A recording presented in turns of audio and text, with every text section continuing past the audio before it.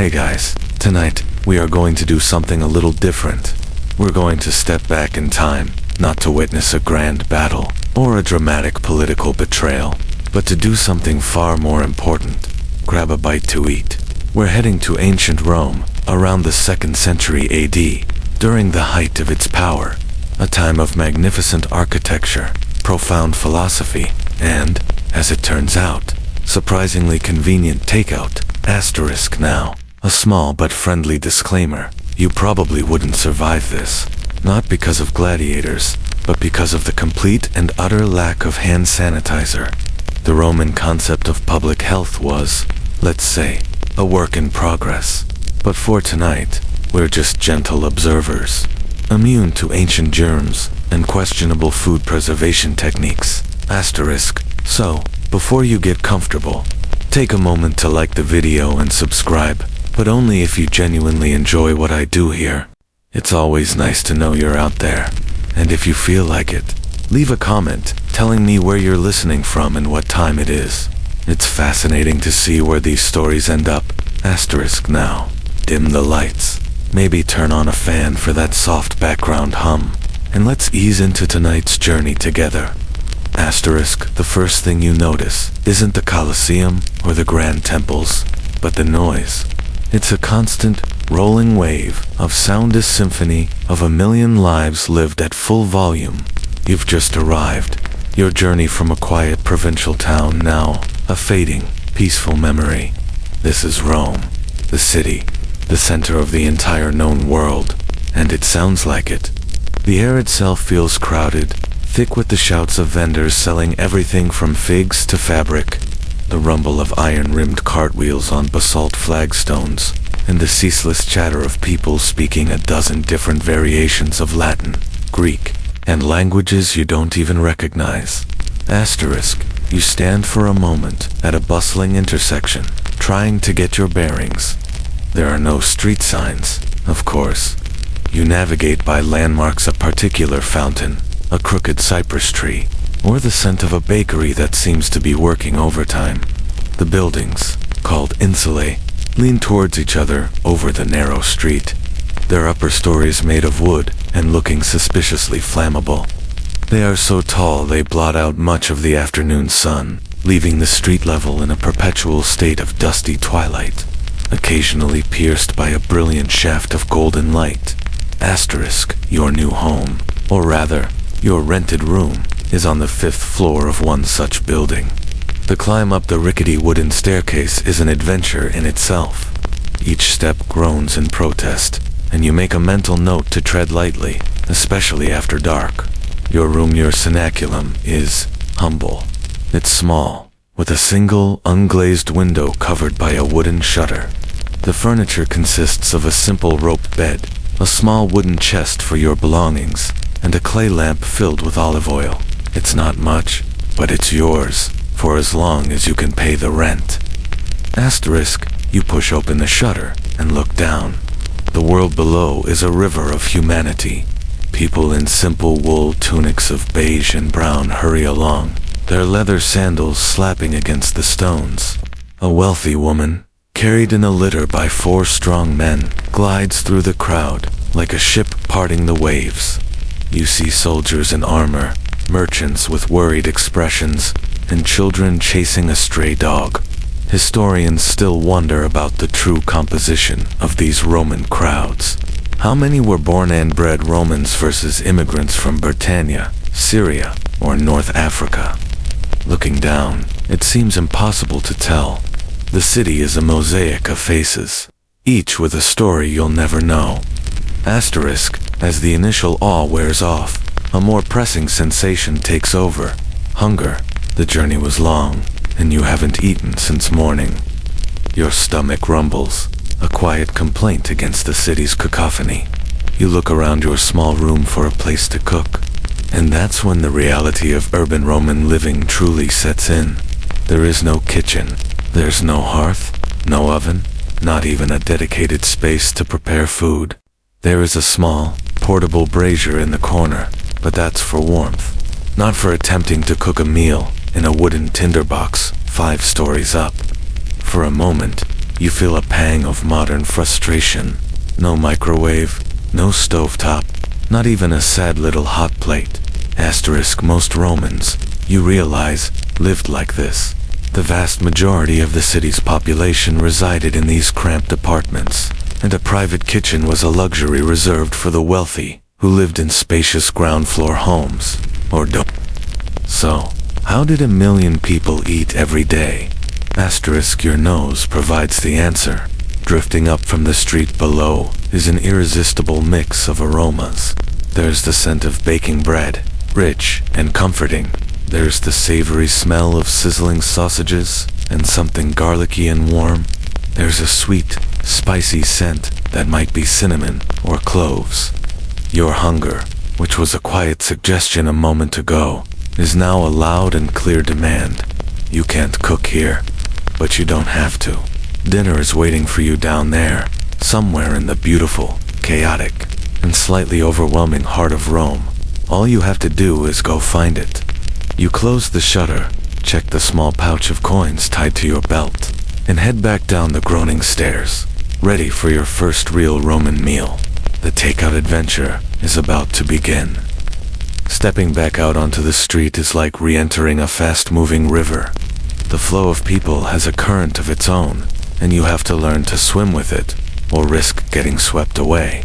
The air is still a jumble of smells, a wild potpourri of urban life. There's the earthy scent of damp, tough stone from a recently repaired wall, the sharp tang of olive brine from a nearby market stall, and the ever-faintly acrid smell of the city's overworked drainage system. You decide to focus on the good smells. Your stomach is your compass now, your very own Roman GPS, guiding you toward the promise of a hot meal. Asterisk, you turn down a narrower side street, a vicus, where the buildings lean in even closer, almost seeming to whisper to each other above your head. This street is less about grand processions and more about daily life. A woman is lowering a basket on a rope from a third-story window, shouting instructions to a man below. Two men in dusty tunics are haggling loudly over the price of a terracotta pot, their hands gesturing dramatically. It's chaotic, but it feels real, lived in. You dodge a puddle of something you'd rather not identify, and continue your quest. Asterisk your nose leads you past a bakery. The scent of fresh bread is almost intoxicatingly good, and you can see the baker, his arms white with flour up to the elbows, pulling flat, round loaves from a large brick oven. It's tempting, but you're looking for something more substantial than just bread. You pass a fruit seller's stand, a beautiful pyramid of purple figs, glistening dates, and pale green grapes, all buzzing with a lazy cloud of bees who seem to be enjoying a free lunch. Still not quite what you're after. Asterisk then, you see it, on the corner of your street, in a slightly wider lane. There's an opening in a building that looks less like a shop, and more like an open-air counter. It's a thermopolium, which literally translates to a place where something hot is sold. It's the ancient version of a diner, a cafe, and a convenience store, all rolled into one. This, your stomach confirms, is the place. Asterisk the front is completely open to the street. A wide doorway, with no door, inviting passersby to stop for a quick bite or a warm drink. The most prominent feature is a large L-shaped masonry counter that dominates the space. It's covered in small, mismatched pieces of marble, a patchwork of recycled stone that has been worn smooth by countless hands and elbows over the years. This isn't a place for fine dining. It's a place for function. It's designed for speed and efficiency, for feeding the hungry masses of a city that never seems to stop moving. Asterisk, as you get closer, you see that the walls behind the counter are covered in... They're not the masterpieces you'd find in a senator's villa, but they are surprisingly bright and lively. One panel shows a cheerful-looking pig carrying a tray of bread. Another depicts a large, overflowing wine amphora, garlanded with ivy. It's a simple visual menu, a clever bit of marketing for a largely illiterate clientele. You see a painting of a plucked chicken, some fish, and what looks like a string of sausages. It's charming in its directness. No need for fancy descriptions when a picture of a sausage will do. Asterisk in one corner. Near the back, there's a small painted niche in the wall.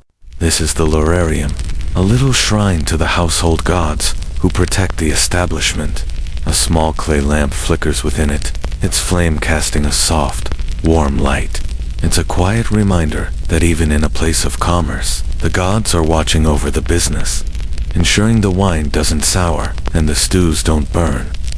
A quirky detail, you think, for a fast food joint. You can't imagine seeing a shrine in a modern burger place. Asterisk a few other people are here. A courier, his leather satchel slung over his shoulder, is leaning against the counter, quickly finishing a bowl of something steaming. Two off-duty legionaries are sharing a jug of wine, their conversation a low rumble. A woman with a large basket is waiting to have a container filled, presumably to take food back to her family. This raises an interesting question, one that historians still debate. Who exactly ate at these places? Were they primarily for the lower classes, the apartment dwellers like you with no kitchens? Or did everyone, from the humble artisan to the wealthy merchant, stop by for a convenient meal when they were out and about? Looking at the mix of customers, it seems the answer might be a bit of both. It's a social melting pot, united by the simple, universal need for a warm lunch. Asterisk the owner, a stout man with a weary but watchful expression, nods at you as you approach the counter. The air here is thick with the scent of simmering herbs, roasting meat, and warm wine spiced with honey and pepper. It's a comforting, welcoming smell that promises to chase away the weariness of your travels. You've successfully navigated the wonderful, bewildering chaos of a Roman street and found your destination. There are no online reviews to guide you, no star ratings to consult. You've chosen this place based on the oldest and most reliable metric of all. It smells good. Now, the only challenge left is to figure out what to order. You take a step closer to the counter, the worn marble cool beneath your forearms, as you lean in for a better look. The owner gives you a look that is part patience, part mild exasperation, a universal expression worn by food service workers throughout history. He's seen your type before, the newcomer, mesmerized by the simple mechanics of his establishment. You are, to him, just another hungry traveler trying to decipher the menu of the day. And the menu, you now see, is not written on a board, but is contained entirely within the dark mouths of several large clay jars embedded directly into the countertop. Asterisk. These are the dahlia, huge, round-bellied terracotta pots sunk so deep into the masonry that only their wide rims are visible. They look like a series of small, circular wells, each holding a different, mysterious concoction. It's like a primitive slow cooker buffet, a row of bubbling secrets. No little placards with ingredient lists or allergy warnings here. You have to rely entirely on your eyes and your nose. You peer into the first dolium asterisk on your left. A wave of warm, savory steam fogs your vision for a second. As it clears, you see a thick, hearty-looking stew of a brownish-green color. It's bubbling gently, and you can make out lentils and perhaps some chunks of carrot and celery. The aroma is simple and deeply comforting, earthy, wholesome, and seasoned with herbs you can't quite name, maybe a hint of thyme or savory. This feels like a safe bet. It's the Roman equivalent of a minestrone soup, a reliable staple. Asterisk curiosity pulls you to the next pot. You lean over, inhaling cautiously. This one is different. The stew is darker, a rich, deep brown, and the smell is meatier. You can see chunks of something that might be pork, or perhaps mutton, stewed until tender, along with what look like chickpeas and maybe some pieces of turnip. There's a sharper, more complex aroma here, a hint of something sour and something sweet all at once. It's intriguing, but also a bit of a gamble. For all you know, the meat could be anything from wild boar to a particularly unlucky dormouse. which you've heard is a delicacy for some. You decide to keep your culinary adventures modest for your first night. The third Dolium asterisk doesn't contain food at all. It holds a dark red liquid, and the steam rising from it carries the sweet and spicy scent of mulled wine. You can clearly pick out the aroma of cinnamon, cloves, and honey mixed with the slightly sharp fragrance of heated wine. This is called a popular warm drink for cooler evenings. It seems less like a beverage and more like a liquid hug, designed to take the chill off a damp Roman night. Asterisk, you wonder how the shopkeeper keeps everything so consistently warm. There's no visible flame, no roaring fire. This is a subtle but clever bit of Roman engineering, and a quirky detail of the thermopolium. Beneath the counter, or sometimes just behind it, would be a small hearth, or a designated spot for a brazier full of hot charcoal. The heat would radiate through the masonry, gently warming the thick clay of the dahlia, keeping the contents at the perfect temperature for hours. It's a wonderfully efficient system, a low-tech bain-marie that allows a single person to serve hot food to dozens of customers, without constantly tending to multiple cooking pots on a fire. Asterisk, as you ponder this, you realize just how little we truly know about what was in these jars. This is one of those questions historians love to debate. Archaeologists excavating places like Pompeii have found traces of food in the bottom of these Dolia fish bones, the remains of shellfish, carbonized grains, and even the bones of small animals. We have the ingredient list, but we don't have the recipes. Was the fare simple and repetitive, the same lentil stew served day after day? Or was there a rotating menu, with special dishes depending on what was available at the market that morning? Did they serve more complex meals, like patina, a sort of Roman-style quiche or casserole? Or was it strictly one-pot stews? The food of the common Roman is largely a historical mystery, a story told only by the faint whispers of leftover seeds and bone fragments. Asterisk, you look up from your culinary investigation and catch the owner's eye again.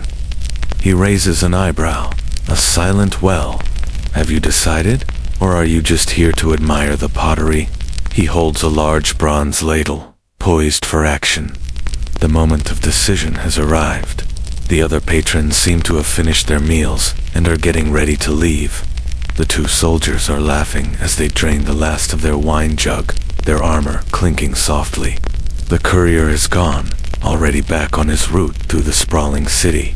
It's just you and the shopkeeper now. A brief, quiet pause in the day's relentless hum. You decide to start with the familiar. You point to the first pot, the one with the comforting lentil stew. It's a humble choice, but a warm and welcoming one.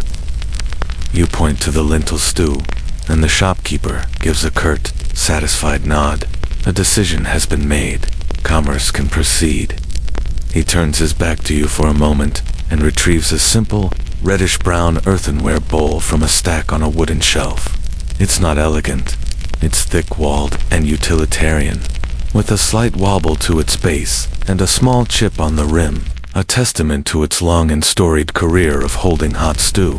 This is the everyday dinnerware of the Roman people, a far cry from the gleaming silver platters you've heard the aristocrats use. You're quite certain no one will be fainting with horror if you accidentally drop it. Asterisk, with practiced efficiency, he plunges a large bronze ladle into the depths of the dolium and brings up a generous portion of the stew. The rich herby steam wafts up, warming your face. He pours it into the bowl, the thick mixture landing with a satisfying plop. He then reaches into a large basket and pulls out a small, round loaf of bread. He thumps it onto the counter next to your bowl. It makes a solid, dense sound. This isn't a light, airy chobot. It's panis plebeius, the bread of the common people, made from coarse grains like spelt or barley. It's designed to fill a stomach and endure a long day, not to win any baking competitions. He names a price, a couple of small bronze coins, and has asterisk or two. It's cheap.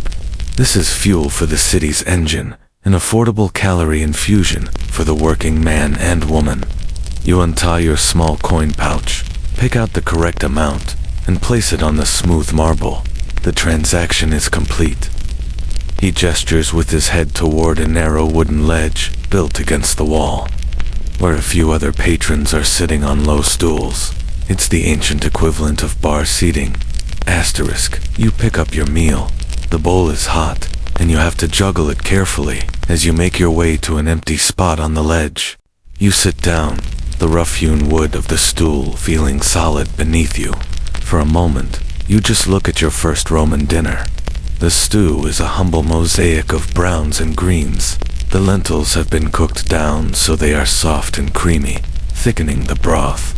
You can see flecks of what might be parsley or coriander, and a few soft, translucent pieces of onion. He's also handed you a simple, carved wooden spoon, its surface worn smooth with use. You're grateful. Eating stew with just a piece of bread would have been a messy, if authentic, challenge. The fork, you remind yourself, wouldn't be a common dining utensil for another 1,000 years or so. Asterisk, you take your first spoonful. The warmth spreads through you instantly, a welcome antidote to the growing evening chill. The flavor is simple, but deeply satisfying. It's not heavily spiced, relying instead on the earthy taste of the lentils and the savory depth of the broth, which was likely made with vegetable scraps and perhaps a bit of bacon fat for richness. It tastes real. It's the kind of food that feels like it was cooked with practicality, not performance, in mind. There are no exotic ingredients flown in from the far corners of the empire here. This is the taste of the local market, the taste of home for 1,000,000 Romans. Asterisk, you tear off a piece of the bread. It's as dense as you expected, with a tough crust and a chewy interior. On its own, it's a bit bland, but when you dip it into the stew, it becomes a perfect sponge, soaking up the flavorful broth. This, you realize, is the bread's true purpose. It's not just a side dish. It's an essential part of the meal, an edible utensil for ensuring not a single drop of stew goes to waste. Asterisk, as you eat, you observe the other people sharing this small space. The 2 soldiers you saw earlier are now getting up to leave. They toss a few coins on the counter, share a gruff farewell with the owner, and stride out into the street, their armor creaking softly as they disappear into the twilight. Their seats are quickly taken by a man whose hands are stained with reddish clay. A potter, perhaps, stopping for a meal after a long day at his wheel. He orders the same meat stew you considered earlier and eats it quickly and silently, his focus entirely on his food.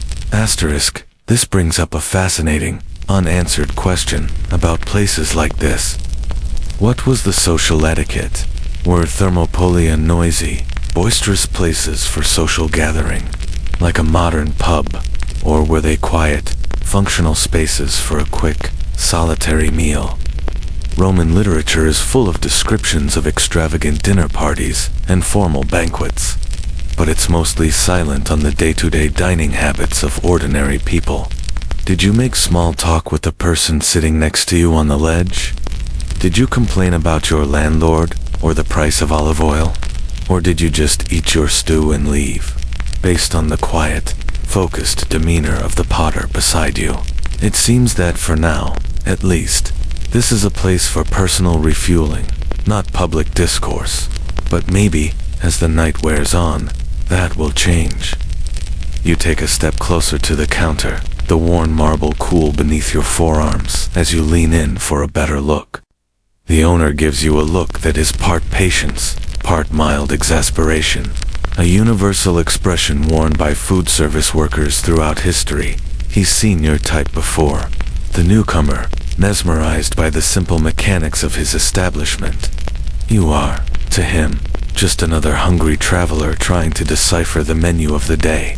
And the menu, you now see, is not written on a board, but is contained entirely within the dark mouths of several large clay jars embedded directly into the countertop. Asterisk. These are the dahlia, huge round-bellied terracotta pots sunk so deep into the masonry that only their wide rims are visible. They look like a series of small, circular wells, each holding a different, mysterious concoction. It's like a primitive slow cooker buffet, a row of bubbling secrets. No little placards with ingredient lists or allergy warnings here. You have to rely entirely on your eyes and your nose. You peer into the first Dolium asterisk on your left. A wave of warm, savory steam fogs your vision for a second. As it clears, you see a thick, hearty-looking stew of a brownish-green color. It's bubbling gently, and you can make out lentils and perhaps some chunks of carrot and celery. The aroma is simple and deeply comforting, earthy, wholesome, and seasoned with herbs you can't quite name, maybe a hint of thyme or savory. This feels like a safe bet. It's the Roman equivalent of a minestrone soup, a reliable staple. Asterisk, curiosity pulls you to the next pot. You lean over, inhaling cautiously. This one is different. The stew is darker, a rich, deep brown, and the smell is meatier. You can see chunks of something that might be pork, or perhaps mutton, stewed until tender, along with what looked like chickpeas, and maybe some pieces of turnip. There's a sharper, more complex aroma here, a hint of something sour and something sweet all at once. It's intriguing, but also a bit of a gamble. For all you know, the meat could be anything from wild boar to a particularly unlucky dormouse, which you've heard is a delicacy for some. You decide to keep your culinary adventures modest for your first night. The third Dolium asterisk doesn't contain food at all. It holds a dark red liquid, and the steam rising from it carries the sweet and spicy scent of mulled wine.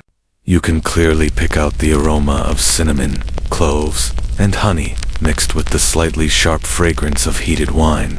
This is called a popular warm drink for cooler evenings.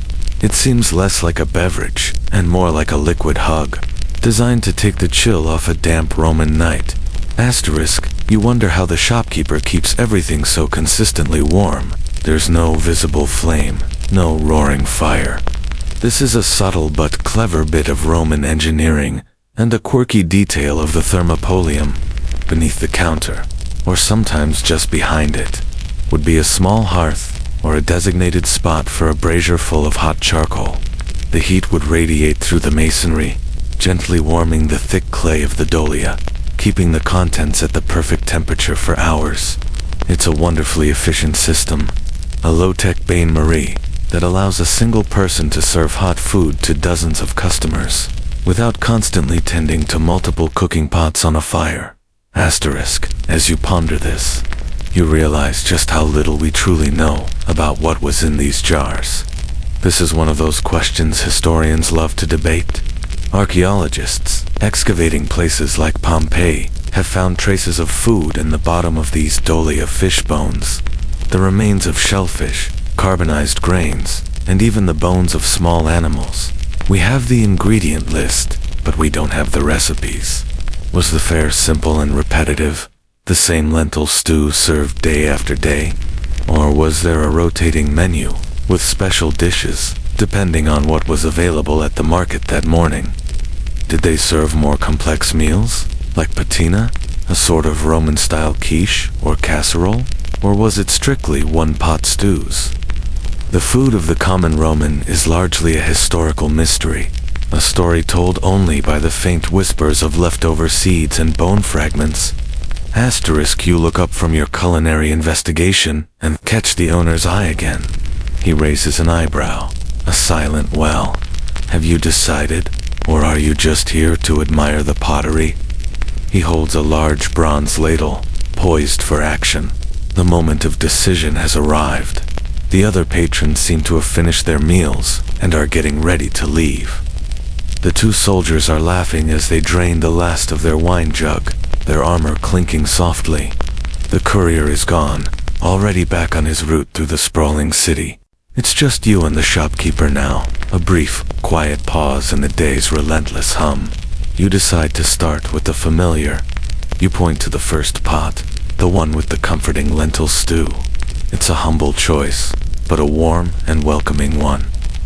You point to the lentil stew, and the shopkeeper gives a curt, satisfied nod. A decision has been made. Commerce can proceed. He turns his back to you for a moment and retrieves a simple, reddish-brown earthenware bowl from a stack on a wooden shelf. It's not elegant. It's thick-walled and utilitarian, with a slight wobble to its base and a small chip on the rim, a testament to its long and storied career of holding hot stew. This is the everyday dinnerware of the Roman people, a far cry from the gleaming silver platters you've heard the aristocrats use. You're quite certain no one will be fainting with horror if you accidentally drop it. Asterisk with practiced efficiency.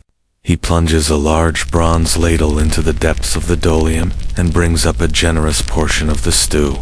The rich, herby steam wafts up, warming your face. He pours it into the bowl, the thick mixture landing with a satisfying plop. He then reaches into a large basket and pulls out a small, round loaf of bread. He thumps it onto the counter next to your bowl. It makes a solid, dense sound. This isn't a light, airy ciabatta. It's panis plebeius, the bread of the common people, made from coarse grains, like spelt or barley. It's designed to fill a stomach and endure a long day, not to win any baking competitions. He names a price, a couple of small bronze coins, and as asterisk or two. It's cheap. This is fuel for the city's engine, an affordable calorie infusion for the working man and woman. You untie your small coin pouch, pick out the correct amount, and place it on the smooth marble. The transaction is complete. He gestures with his head toward a narrow wooden ledge built against the wall, where a few other patrons are sitting on low stools. It's the ancient equivalent of bar seating. Asterisk, you pick up your meal. The bowl is hot, and you have to juggle it carefully as you make your way to an empty spot on the ledge. You sit down, the rough-hewn wood of the stool feeling solid beneath you. For a moment, you just look at your first Roman dinner. The stew is a humble mosaic of browns and greens. The lentils have been cooked down so they are soft and creamy, thickening the broth. You can see flecks of what might be parsley or coriander, and a few soft, translucent pieces of onion. He's also handed you a simple, carved wooden spoon, its surface worn smooth with use. You're grateful. Eating stew with just a piece of bread would have been a messy, if authentic, challenge. The fork, you remind yourself, wouldn't be a common dining utensil for another 1,000 years or so. Asterisk, you take your first spoonful. The warmth spreads through you instantly, a welcome antidote to the growing evening chill. The flavor is simple, but deeply satisfying. It's not heavily spiced, relying instead on the earthy taste of the lentils and the savory depth of the broth, which was likely made with vegetable scraps and perhaps a bit of bacon fat for richness. It tastes real. It's the kind of food that feels like it was cooked with practicality, not performance, in mind.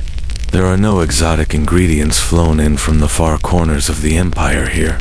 This is the taste of the local market, the taste of home for 1,000,000 Romans. Asterisk, you tear off a piece of the bread.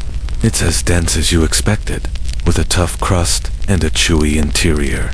On its own, it's a bit bland, but when you dip it into the stew, it becomes a perfect sponge, soaking up the flavorful broth.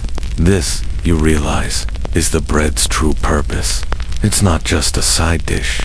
It's an essential part of the meal, an edible utensil for ensuring not a single drop of stew goes to waste.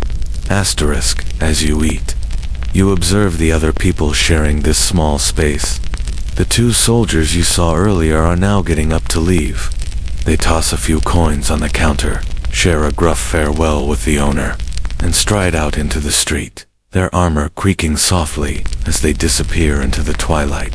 Their seats are quickly taken by a man whose hands are stained with reddish clay. A potter, perhaps, stopping for a meal after a long day at his wheel. He orders the same meat stew you considered earlier and eats it quickly and silently, his focus entirely on his food. Asterisk, this brings up a fascinating, unanswered question about places like this. What was the social etiquette?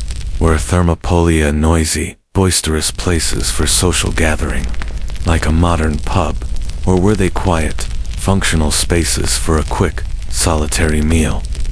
Roman literature is full of descriptions of extravagant dinner parties and formal banquets, but it's mostly silent on the day-to-day dining habits of ordinary people. Did you make small talk with the person sitting next to you on the ledge? Did you complain about your landlord or the price of olive oil? Or did you just eat your stew and leave, based on the quiet, focused demeanor of the potter beside you? It seems that for now, at least, this is a place for personal refueling, not public discourse. But maybe, as the night wears on, that will change. As you continue to enjoy your simple, warming stew, your eyes drift back to the counter, scanning the various odds and ends arranged near the dahlia. Next to a small stack of extra bowls and a jug of water, you notice a collection of small, unlabeled amphorae and clay pots. These are the condiments, the Roman equivalent of the salt shaker, pepper mill, and ketchup bottle. They sit there unassumingly, a little arsenal of flavor enhancers, ready to customize your meal. Feeling a bit more adventurous now that your initial hunger has been sated, you decide to investigate. Asterisk.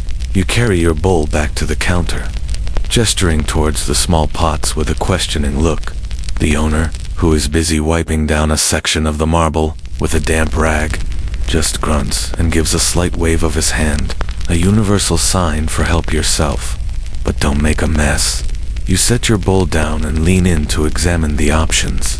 The first small jar you unstopper releases a sharp, vinegary smell. It's likely pasca, a mixture of water and sour wine or vinegar. It was a common drink for soldiers and the lower classes, but it was also used as a condiment to add a bit of acidity to bland or overly rich foods. A little splash might brighten up your lentil stew, but you decide to explore the other options first. Asterisk. Next to it is a small stone mortar and pestle containing what looks like a coarse green paste. You lean in closer. It smells strongly of herbs, coriander, mint, and maybe a little parsley, all mashed up with olive oil and a hint of cheese. This is a form of moratum, a popular Roman cheese and herb spread. It's like an ancient, rustic pesto. The idea of adding a cheesy, herby kick to your stew is tempting, but your attention is stolen by the most infamous condiment of them all, sitting in a slightly taller, slender-necked vessel. This is garum asterisk. You've heard stories about it. It's the legendary all-purpose flavor enhancer of the Roman world, used in everything from savory stews to sweet desserts, and it's made from fermented fish guts. There's no delicate way to put it. Small fish, like anchovies or mackerel, were layered with their entrails, blood, and copious amounts of salt, then left in large vats under the Mediterranean sun for several months. The fish would break down through a process of autolysis and fermentation, and the resulting liquid that was drained off was garum. It sounds, to a modern palate, absolutely horrifying, a true culinary dare. Asterisk, you cautiously unstopper the small amp. The aroma that wafts out is intense. It's not rotten or spoiled, as you might have feared. The high salt content prevents that. Instead, it's a deeply savory, salty, and pungent smell. It's surprisingly complex, with a briny oceanic funk that is oddly compelling. Think of a super concentrated fish sauce from Southeast Asian cuisine, or a very, very aggressive Worcestershire sauce. The Romans were utterly obsessed with it. A high-quality garum, known as garum sociorum, made in Spain from the blood and guts of mackerel, was incredibly expensive, a luxury item that only the wealthy could afford.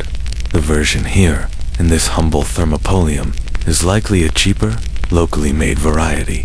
But the principle is the same. It was the ultimate source of umami, that deep, savory flavor that makes food so satisfying. Asterisk historians still debate the exact flavor profile of garum. Could we stomach it today? Some experimental archaeologists have recreated it, following ancient recipes, and the consensus is that a good quality garum is not as fishy as you'd think, offering a rich, savory, and slightly sweet flavor. It added a salty depth to dishes in a world where refined salt could be inconsistent in quality. You decide to be brave. This is a once-in-a-lifetime or several lifetimes ago opportunity. You take your wooden spoon, dip just the very tip of it into the garum, and then stir that tiny amount into your stew. Asterisk, you take a spoonful. The difference is immediate and profound. The garum doesn't make the stew taste fishy. Instead, it amplifies everything. The earthy flavor of the lentils seems richer. The savory notes of the broth are deeper, and there's a long, satisfying finish that wasn't there before. It's a flavor explosion in a bowl. You suddenly understand. This wasn't just some bizarre, ancient habit. It was a masterful culinary trick. A quirky detail of Roman cuisine that is both completely alien and brilliantly effective. You've just unlocked a new level of Roman flavor. Asterisk, feeling proud of your gustatory courage. You notice one last small bowl on the counter. It contains a fine, dark powder. It's not salt. You lean in and sniff. It's pepper. Black pepper. This simple spice, which we take for granted, was a symbol of Roman wealth and power. It was imported at great expense all the way from India, a journey that took months or even years along treacherous sea and land routes. Even a small amount was incredibly valuable. Its presence on the counter of a common eatery like this shows just how extensive and influential the Roman trade network was. A humble potter could season his stew with a spice that had traveled halfway across the known world. It's a quiet testament to the sheer scale of the empire, sitting right here next to the fermented fish sauce. You add a tiny pinch to your stew, the final touch on your unexpectedly complex meal. Asterisk, having successfully navigated the world of Roman condiments, you turn your attention to what you'll drink. The shopkeeper has a few options displayed on a shelf behind him. There are large clay amphorae, presumably holding the house wine, and a simple wooden bucket of water with a communal dipper, which you decide to avoid for reasons of self-preservation. You've already tested your immune system enough for one day. You catch the owner's eye and gesture towards the wine jugs. He grunts in acknowledgement and reaches for another one of those sturdy reddish-brown clay cups. Asterisk, he fills it from the spigot of a large amphora resting on its side in a wooden stand. The wine that pours out is not the deep, clear ruby or bright, pale gold you might be used to. It's a slightly cloudy, dark purplish red, almost opaque. Before handing it to you, he does something that would be considered a cardinal sin by any modern wine enthusiast. He reaches for a pitcher of water and adds a generous splash to your cup, diluting the wine significantly. He doesn't ask. It's not an option. It's just how it's done. Asterisk, you take the cup, pay another small coin, and return to your spot on the wooden ledge. You look into the cup. The liquid is now a translucent, watery shade of pink. Drinking undiluted wine was considered the height of barbarism in the Roman world, something only uncivilized foreigners or the hopelessly uncouth would do. Civilized people always mixed their wine with water, usually in a ratio of 1 part wine to 2 or 3 parts water. This practice wasn't just about social custom. It was also a matter of practicality and safety. Asterisk, the wine of ancient Rome was not the carefully crafted, elegantly balanced beverage we know today. It was potent, thick, and often intensely sweet. Grapes were typically left on the vine for a long time to develop as much sugar as possible, leading to very high alcohol content. The fermentation process was also less controlled, resulting in a harsh, rustic product that often needed to be improved. To make it more palatable, Romans would frequently add flavor. Honey was a common addition, creating a drink called malt. Spices like pepper, saffron, or cinnamon were also popular, as were herbs and even flower petals. Sometimes, producers would even add things like seawater, lead, or marble dust to alter the flavor or clarity. Quirky and slightly alarming detail of Roman winemaking that makes you very glad for modern food safety regulations. So, Watering down the wine served several purposes. It made the strong, syrupy wine more refreshing and easier to drink over a long period. It reduced the intoxicating effects, allowing for sociable drinking without immediate drunkenness. And, perhaps most importantly, it was safer. In a city where the local water sources could be questionable, the alcohol in the wine acted as a mild antiseptic, killing some of the harmful bacteria that might be lurking in the water. Mixing wine with water was a simple, effective way to purify a drink and stay hydrated. Asterisk, you take a tentative sip. The taste is unusual. It's slightly sweet from the honey that was likely added, with a rough, tannic edge that coats your tongue. There's a faint underlying flavor of resin, probably from the pine pitch used to seal the inside of the amphora it was stored in. It's not smooth or sophisticated. It's a rustic, uncomplicated drink for a rustic, uncomplicated meal. And yet, it's strangely pleasant. It's refreshing, and it does an excellent job of washing down the rich, savory lentil stew. You can imagine a thirsty legionary or a tired dockworker finding this simple, watered-down wine to be the perfect end to a long, hard day. Asterisk, as you sip, you ponder a question that historians often discuss. Did the average Roman drink wine every day? The answer seems to be a resounding yes. Wine was not a luxury item. It was a fundamental part of the daily diet for almost everyone, from the emperor down to the humblest plebeian. It was a source of calories, a social lubricant, and a safer alternative to plain water. The state even distributed cheap or free wine to the populace at various times as part of the annona, or grain dole, to keep the masses happy and fed. It was considered a basic necessity of life, as essential as bread and olive oil. Asterisk, you look at the watery pink liquid in your cup with a new appreciation. This isn't just a simple beverage. It's a tiny cup of Roman culture. It represents their ideas about civilization versus barbarism, their practical solutions to public health, and their agricultural economy. It's a drink that tells a story of a people who had mastered the art of making the best of what they had, turning a potent, rough grape mash into a safe and sociable daily drink.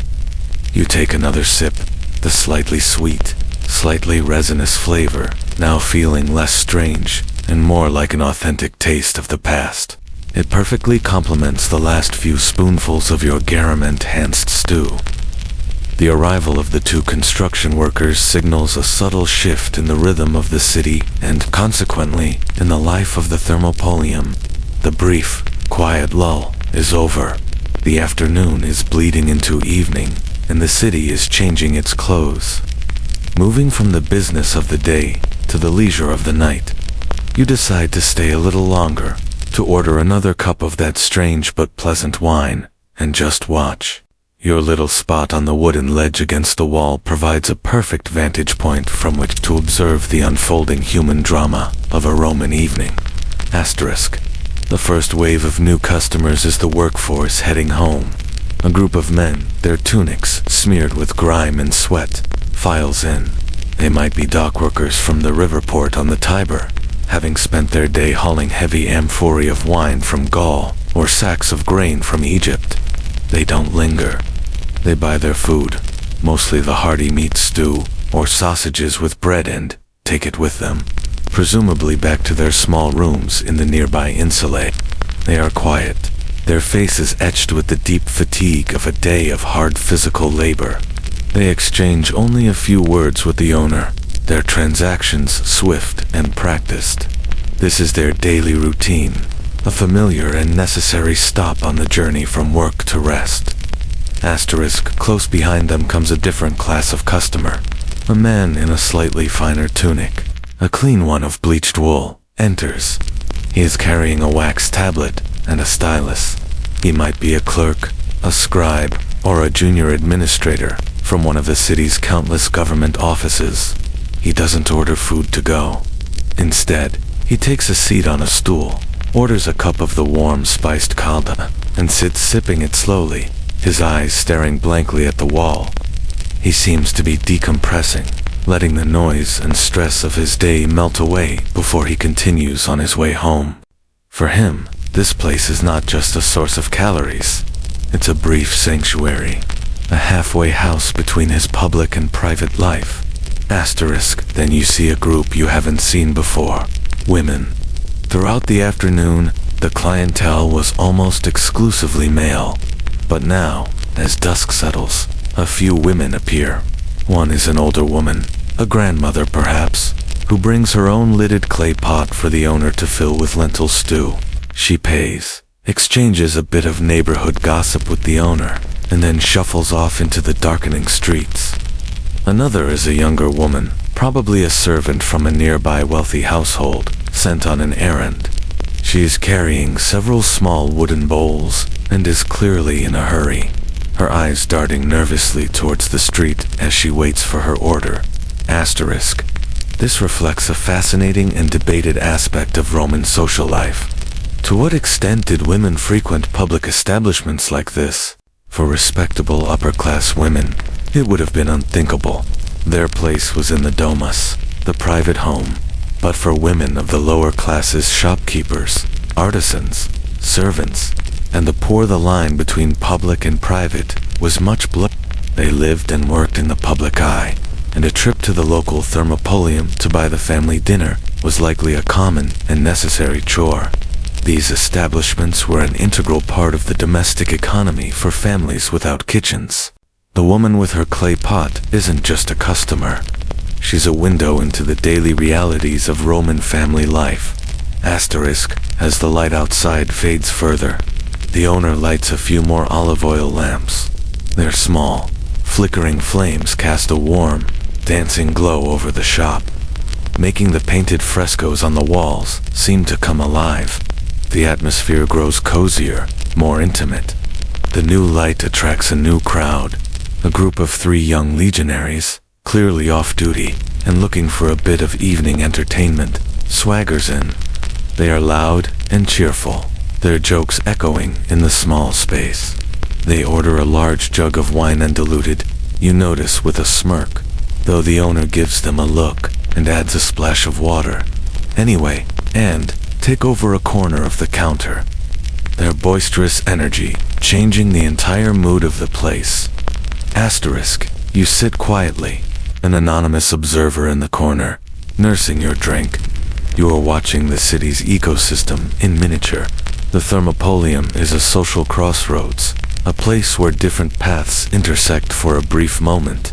The tired laborer, the stressed clerk, the gossiping grandmother, the rowdy soldier, they all share this space, their lives brushing up against each other for the time it takes to eat a bowl of stew or drink a cup of wine. This is the real Rome, you think, not the grand marble monuments or the dramatic speeches in the Senate. It's this, a small, warm, noisy room full of ordinary people just trying to get through the day. It's a timeless human scene, one that could be happening in any city, in any century. The clothes and the language are different, but the fundamental needs for food, for rest, for a moment of connection are exactly the same.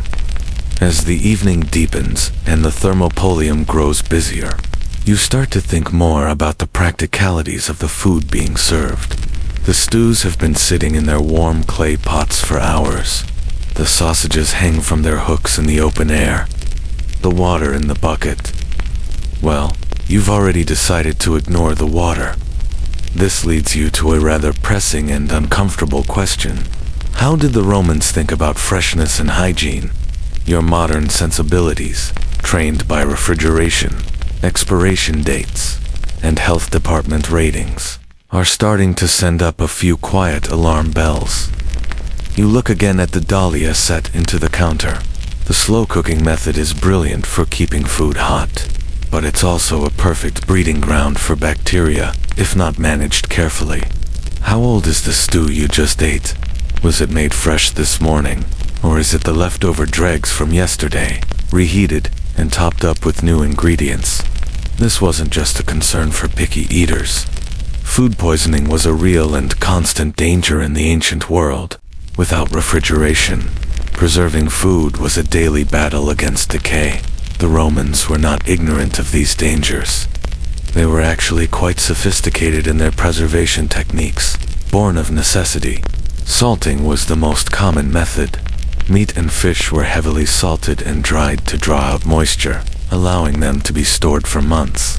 You see evidence of it here, with the dried sausages hanging from the rafters.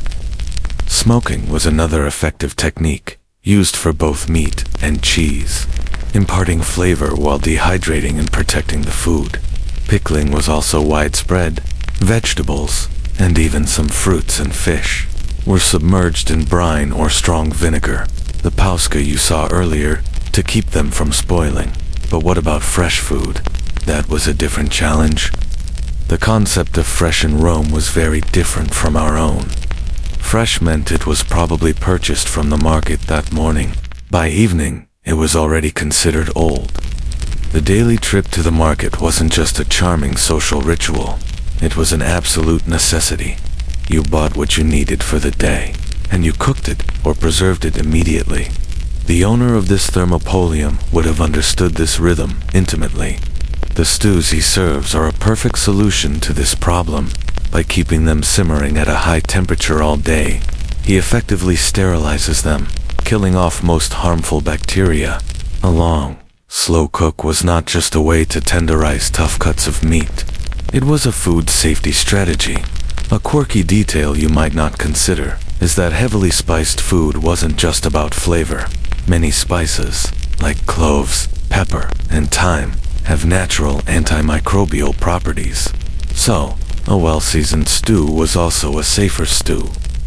The Romans may not have understood germ theory, but through centuries of trial and error, they had figured out what worked. Still, the risks were undeniable. This is a point of considerable debate among historians. How safe was Roman street food? Some scholars argue that places like this were probably filthy, contributing to the high rates of disease that plagued Roman cities. They point to the lack of running water in most establishments, the presence of pests, and the general ignorance of sanitation. Others argue that owners had a strong financial incentive to keep their food safe. A reputation for making customers sick would be ruinous for a small business. The truth is likely somewhere in the middle.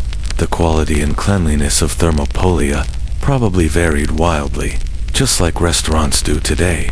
For every careful, clean proprietor, like the man you're watching, there was likely another who was less scrupulous, happy to sell yesterday's fish stew to an unsuspecting tourist. You watch the owner now as he deals with a new customer. The man is inspecting a small piece of cheese on the counter, sniffing it with a critical expression.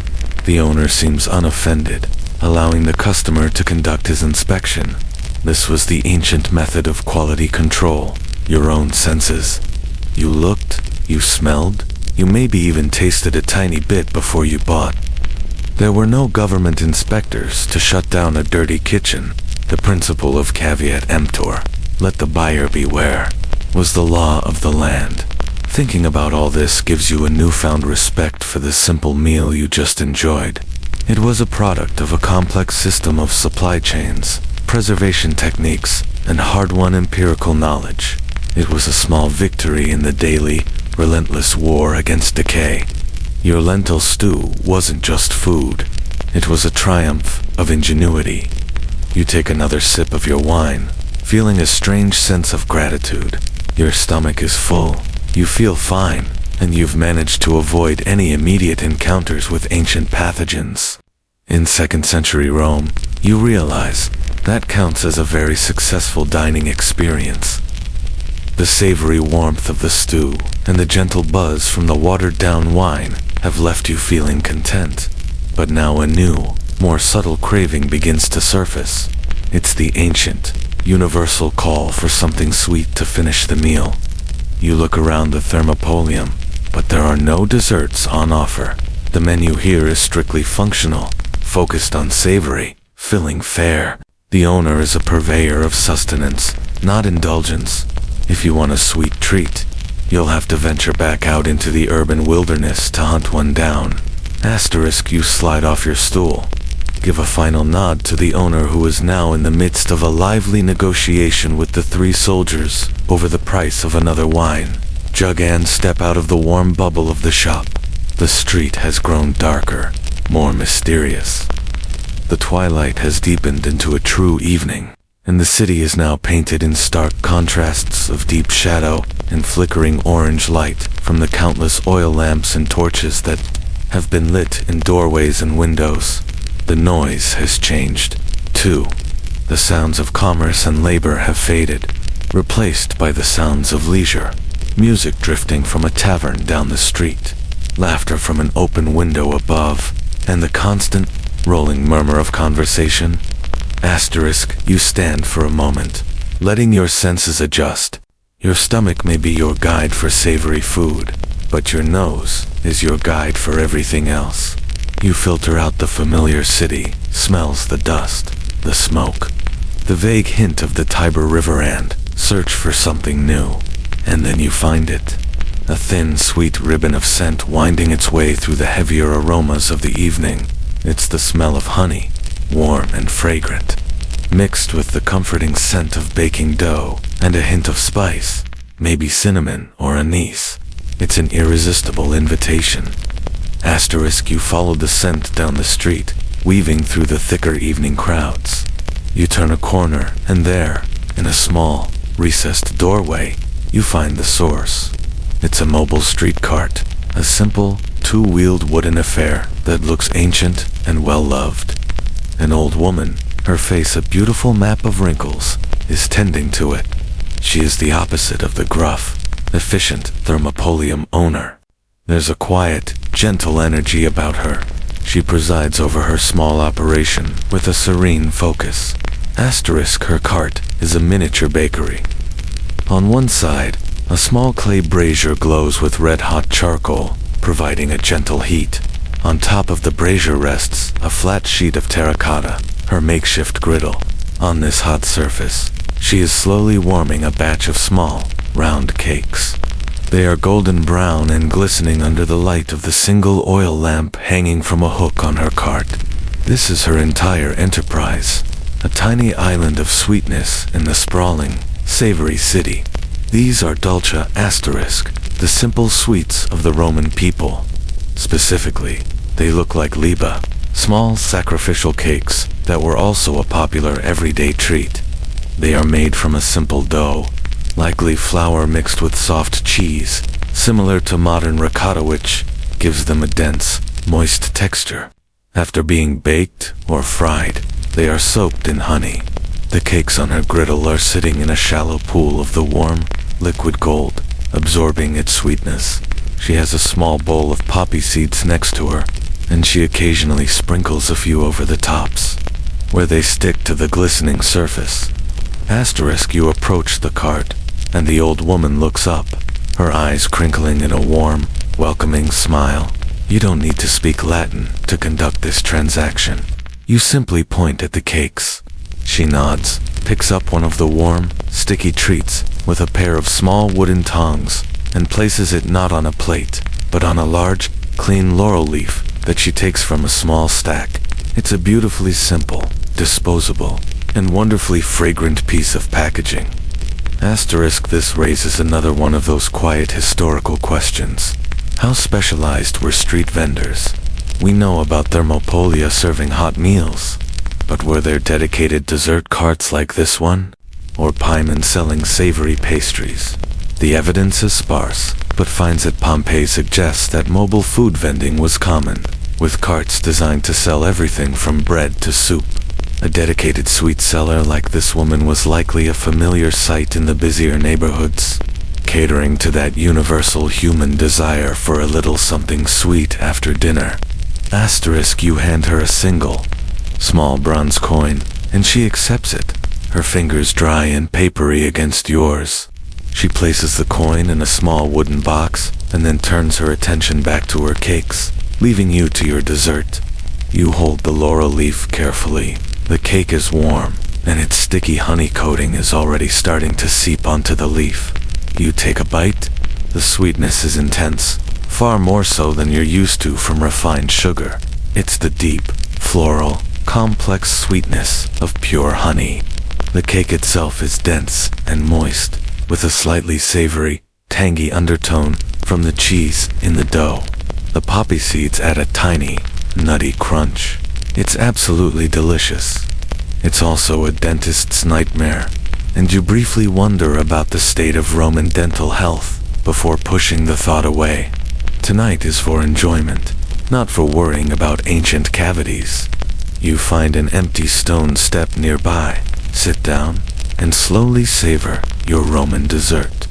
The sweet, sticky honey, a perfect counterpoint to the savory memory of your dinner. You finish the last bite of your honey cake, the sweet, sticky residue lingering pleasantly on your fingers. You lick them clean, the most practical napkin available. The city has settled into a deeper evening now. The sky above the narrow slit between the buildings is no longer a dark blue, but a velvety, starless black, the faint glow of the moon obscured by the city's haze of wood smoke and dust. The atmosphere on the street has undergone another transformation.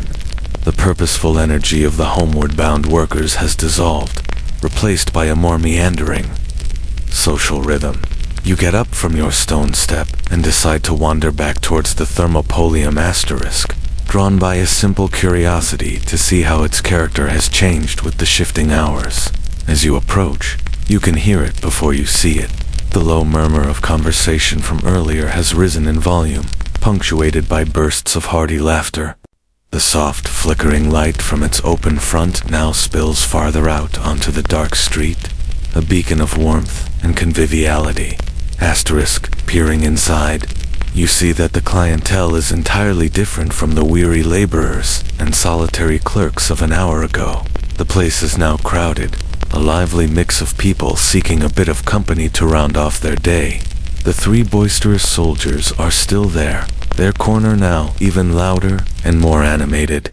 They have been joined by two more of their comrades, and their table is cluttered with empty wine jugs. They are gambling, you realize, throwing dice, tesserae, onto the countertop. Their groans of loss and shouts of victory adding to the general din. Gambling was technically illegal in Rome, but it was an incredibly popular pastime, and the law was rarely enforced in a small, backstreet establishment like this. Asterisk, in another part of the shop, a group of artisans are gathered. They might be weavers, tanners, or carpenters from the workshops in the neighborhood. Their workday is over, and this is their version of a social club.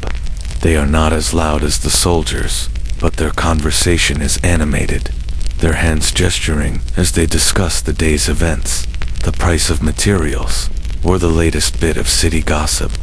The owner is moving between them, refilling their cups, sharing a quick word, a familiar part of their nightly ritual. This transformation highlights a key function of places like the thermopolium asterisk. They were not just eateries. They were vital social hubs, especially for the lower classes who had no other public spaces to call their own. A wealthy Roman had his grand house, his private gardens, and his exclusive bathhouses for socializing. A poor Roman had the street corner and the local tavern. These shops were the living rooms for people who lived in tiny, crowded apartments. They were places to unwind, to complain, to celebrate, and to feel a sense of community. Asterisk, you notice the food being served has changed as well. While the stews are still available, the owner is now doing a brisk trade in simpler, snack-like items. He has a bowl of hard-boiled eggs, which he serves with a pinch of salt. He's grilling small pieces of marinated meat and fish on a small charcoal grill he has set up near the back. He has bowls of olives, chickpeas, and lupini beans. This is the Roman equivalent of bar snacks, food designed to be eaten with one hand while you hold a wine cup in the other, food to fuel conversation and prolong the evening. Asterisk, one quirky detail you observe is how people are drinking their wine. Earlier, it was served in simple clay cups.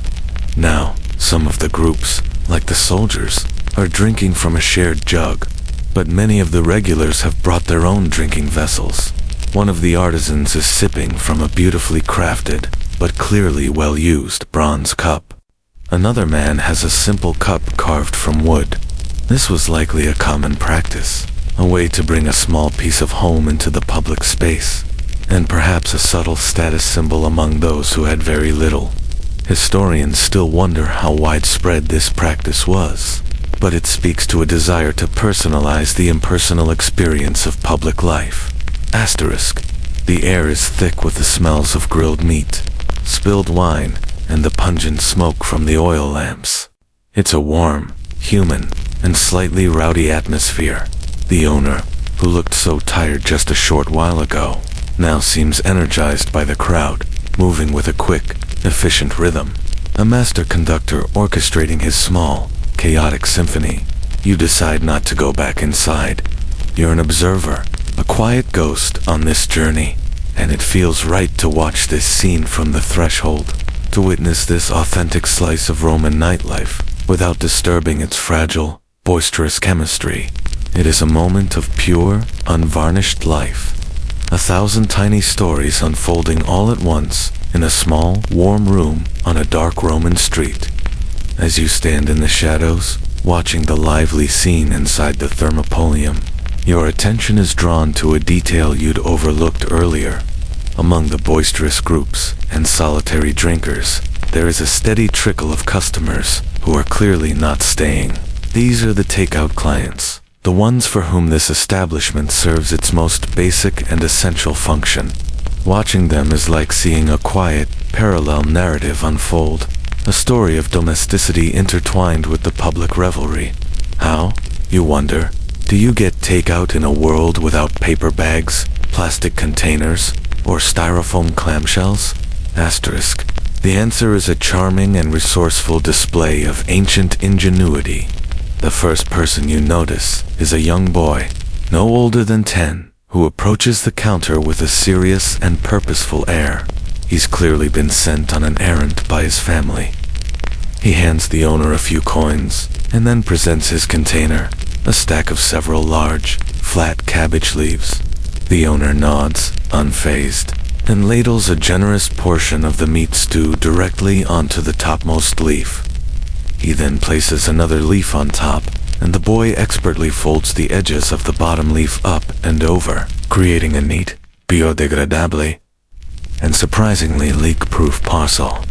He clutches his warm, leafy package carefully and hurries back out into the night, a miniature hunter-gatherer returning to his clan.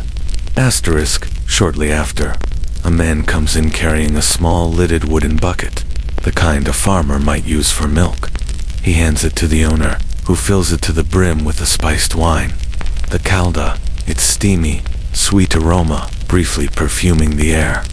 The man puts the lid back on, pays his coins, and leaves, carrying his bucket of hot wine home to share with his wife, or perhaps to enjoy alone by his brazier. It's the ancient equivalent of a growler fill from a local brewery. Asterisk. This whole process reveals a key aspect of Roman material culture, reusability, in a world where manufactured goods were expensive and time-consuming to produce. Disposability was a rare and wasteful concept. People owned their own containers and brought them to be filled. The potter you saw earlier, you now realize, probably ate in the shop because he didn't have his bowl with him. Otherwise, he might have taken his stew back to his workshop. This system was not born of environmental consciousness, of course, but of pure economic necessity. It was simply cheaper and more practical to reuse what you had. Asterisk. You watch as a woman approaches the counter. Her method is perhaps the simplest of all. She is buying a few of the dried sausages and a loaf of bread. The owner doesn't offer her anything to carry them in. She simply takes a clean cloth from a fold in her dress, lays it on the counter, and the owner places the food in the center. She then gathers the corners of the cloth and ties them into a secure knot, creating a simple, effective bundle, or fold. She tucks it under her arm and is on her way. It's an elegant, zero-waste solution that people have used for thousands of years. Asterisk. The variety of these containers is a fascinating subject, and one that archaeologists and historians love to piece together. What did people use? The evidence is scattered, we find fragments of simple ceramic bowls, sometimes with the owner's name scratched into the base, suggesting they were valuable personal items. We have literary references to people carrying food wrapped in leaves or cloth. Wooden containers were surely common, but they rarely survive in the archaeological record, leaving us to guess at their shapes and sizes. The question of how the very poorest people carried their food is even more mysterious. Did they simply use their hands, cupping a piece of bread to hold a scoop of stew? Or did the shop owner lend out cheap, reusable bowls, perhaps requiring a small deposit? The logistics of the ancient takeout industry are a puzzle with many missing pieces. Asterisk, as you contemplate this, a soldier, one of the quieter ones from the gambling group, decides to call it a night. He's had enough wine and lost enough dice throws, but before he leaves, he buys a final piece of grilled meat. He doesn't have a container. He simply takes the hot piece of meat from the owner's tongs and impales it on the tip of his Pugio, his personal dagger. He holds it aloft like a savory lollipop, takes a large bite, and walks off into the darkness, chewing thoughtfully. It is, you decide, the most quintessentially Roman and wonderfully practical takeout container you have seen all night. It's a moment of casual, unself-conscious ingenuity that perfectly captures the spirit of the city. Resourceful, pragmatic, and just a little bit intimidating. Asterisk, asterisk, the night wears on, and the energy inside the thermopolium begins to wane. The once boisterous group of soldiers has finally run out of coins, stories, or both. They leave in a jumble of clanking armor and slurred farewells, their voices fading as they head back toward their barracks. The group of artisans, having solved all the world's problems over several cups of wine, breaks up one by one, each man heading off into the labyrinthine streets toward his respective home. The stream of takeout customers has dwindled to a trickle and then stopped altogether. Asterisk, a deep, quiet calm begins to settle over the small shop. A stark contrast to the lively chaos of an hour ago. Only one old man remains, a solitary figure nursing the last of his wine, his head nodding gently as sleep threatens to overtake him. The owner, Felix, as you've decided to call him, does not rush him. He simply begins his slow, methodical process of closing up for the night. This is the final act of his long day, a ritual of cleaning and preparation that is as old as the shop itself. Asterisk, he starts by clearing the counter. He collects the empty clay cups and bowls, dunking them into a large stone basin of murky water behind the counter.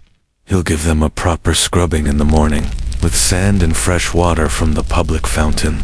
For now, a simple rinse will have to do. He wipes down the marble countertop one last time, his rags sweeping up dice, breadcrumbs, and a few stray olive pits into a small pile, which he brushes into a basket on the floor. Next, he turns his attention to the dolia asterisk. With a long-handled wooden paddle, he gives the contents of each pot a final, slow stir. He peers into them, assessing what's left. There's still a good amount of the lentil stew, but the more popular meat stew is nearly gone. He knows from experience exactly how much to cook each day, a fine calculation of supply and demand learned over years of practice. Any significant leftovers would represent a loss of profit, a costly mistake for a small business.